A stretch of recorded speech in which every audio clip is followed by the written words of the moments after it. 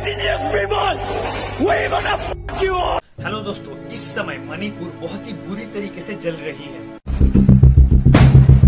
India top female boxer मेरी com, जिन्होंने इस वायलेंस को रोकने के लिए फेडरल और स्टेट गवर्नमेंट से अपील भी कर चुका है।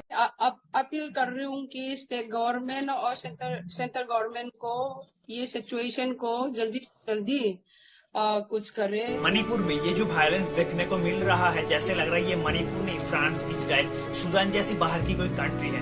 मणिपुर में अब तक 60 लोग मर चुके हैं, 230 लोग इंज्योर हुए हैं, 9000 से ज्यादा लोग अपने घर से बेघर हो चुके हैं, करीब 1700 घर तबाह हो चुका है। जिसके बाद भी ये वायलेंस रुकने का नाम ही नहीं ले रहा है, जिस वजह से भारत सरकार ने आर्टिकल 355 का इस्तेमाल करके मणिपुर की सिक्योरिटी को अपने कंट्रोल में लिया है। सोचिए मणिपुर में ऐसा क्या हो रहा है जिस वजह से मणिपुर की सरकार को सेंट्रल गवर्नमेंट की मदद लेना पड़ा, आर्मी को बुलाना पड़ा, कर्फ्यू जारी करना पड़ा, इंटरनेट सर्विस को भी बंद करना पड़ा। लेकिन क्यों, आइए समझते हैं। Manipur is witnessing an outbreak of violence. Mobile internet has been suspended and Section 144 of the CRPC has been imposed on the state. आप लोगों को ये वीडियो अच्छा लग रहा है तो प्लीज चैनल को सब्सक्राइब कर लेना, क्योंकि आप लोगों का एक सब्सक्राइब मुझे बहुत ज्यादा मोटिवेट करता है। अपने टॉपिक पे वापस आते हैं। मणिपुर जो कि हिल रीजन स्टेट है, जहां वैलीज की बात की जाए तो नाम आता है इम्फॉल वैली की, जहां मणिपुर की 53% पॉपुलेशन मेहतीस ट्राइब्स रहती है, और दूसरी तरफ मणिपुर की 90% हिल एरिया में नागा और कुकीज रहते हैं।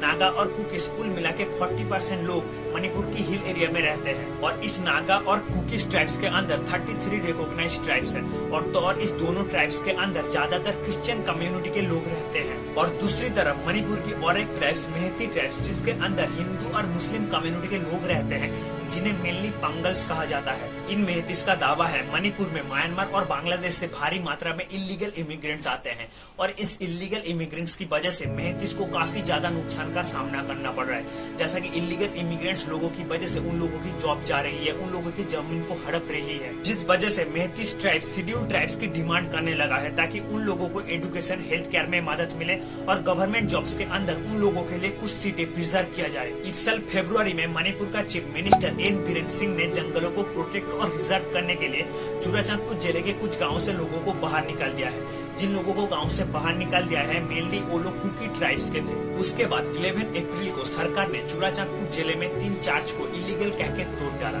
जिस वजह से नागा और कुकी ट्राइब्स के लोग सरकार से बहुत ज्यादा नाराज था। सरकार के इस डिसीजन से ये मामला और भी बिगड़ गया, जब 20 अप्रैल को मणिपुर हाई कोर्ट ने मेहती ट्राइब्स को शेड्यूल ट्राइब्स में शामिल करने के लिए एक जांच करने की ऑर्डर दिया। उसके बाद 28 अप्रैल को जब मणिपुर की सीएम चुराचांदपुर जिले में एक जिम को उद्घाटन करने आने वाले थे, उसके अगले दिन ही प्रोटेस्टरों ने उसी जिम में आग लगा दिया और एक रैली में बहुत ज्यादा तोड़फोड़ मचाया। जिसके बाद मणिपुर की 8 डिस्ट्रिक्ट में कर्फ्यू जारी किया, सेक्शन 144 को लॉन्च किया गया और लोगों को एक साथ ना मिलने के लिए बोला गया। इसके बाद 3 मई को all tribal students union Manipur ने एक ट्राइबल सॉलिडेरिटी मार्च लॉन्च किया।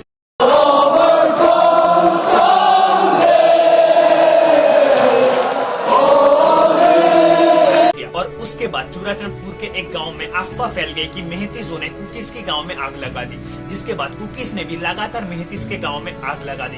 धीरे धीरे ये क्लैशेस बड़ा होता गया और 5 दिन तक इस इलाके में इंटरनेट सर्विस को बंद कर दिया गया। और इस वायलेंस को रोकने के लिए मणिपुर की सरकार को सेंट्रल गवर्नमेंट की मदद लेना पड़ा, आर्मी को बुलाना पड़ा, कर्फ्यू जारी करना पड़ा। मेहतीस जो कि मणिपुर की सरकार से शेड्यूल ट्राइब्स की डिमांड कर रही है, और दूसरी तरफ नागा और कुकीज जो लोग मेहतीसों का शेड्यूल ट्राइब्स के डिमांड के खिलाफ प्रोटेस्ट कर रहे हैं। लेकिन क्यों? मेहतीसों का ये शेड्यूल ट्राइब्स प्रोटेस्ट आजकल का नहीं है, 2013 से मेहतीसों का शेड्यूल ट्राइब्स प्रोटेस्ट चल रहा है, क्योंकि उन लोगों का कहना है म्यांमार और बांग्लादेश से जो इलीगल इमिग्रेंट्स आ रहे हैं, जिसकी वजह से मेहतीसों का कल्चर खतरे में आ सकती है।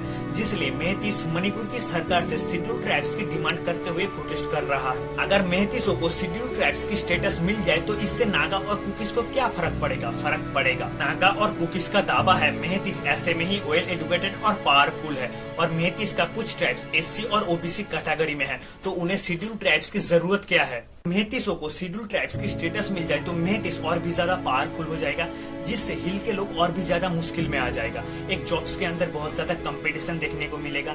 हिल के लोगों को सरकार की तरफ से ज्यादा फैसिलिटीज नहीं मिल पाएगा। एजुकेशन एंड हेल्थ केयर जैसी चीजों पर भी रोक टोक देखने को मिलेगा। और इसीलिए नागा और कुकीज नहीं चाहता है कि मेहतीसों को शेड्यूल ट्राइब्स की स्टेटस मिल जाए, जिस वजह से मणिपुर में ये वायलेंस देखने को मिल रहा है। इसमें आप लोगों का क्या राय है, कमेंट सेक्शन में बताइए। फिर मिलते हैं अगली वीडियो में।